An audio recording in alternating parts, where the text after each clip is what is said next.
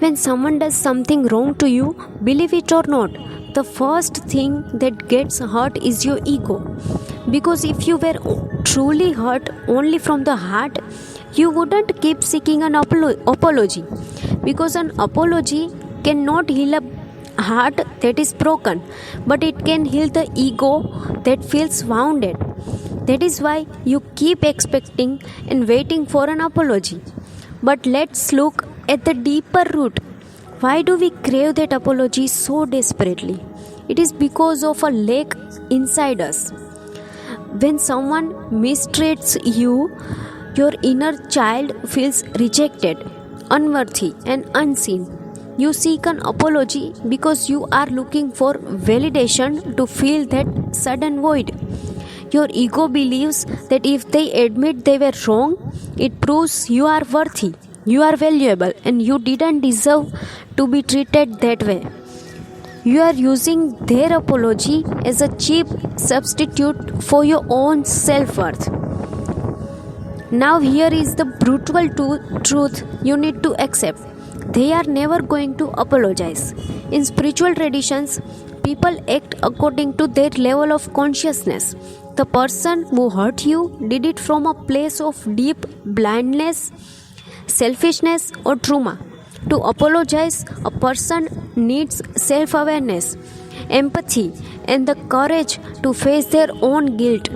But their ego is too fragile to handle that reality. If they admit they ruined your peace, their entire false identity collapses. So, to protect themselves, their mind will rewrite the story, blame you for everything, and convince them that they did nothing wrong. Expecting an apology from an unconscious person is like asking a blind person to describe a sunset. They literally cannot see it. And that is the curse.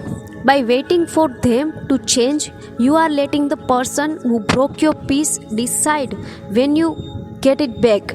You are handing them the remote control of your life. An apology cannot mend what is broken anyway.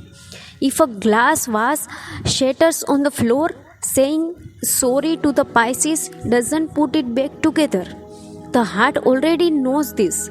It is just wants peace. It is only the wounded ego that wants a transaction. It wants to hear you were right and I was wrong. True liberation happens when you stop waiting for the check to clear. You close the ledger from your side. You accept the apology that was never spoken. Look at the situation and say, you don't have to face your mistakes for me to heal my life.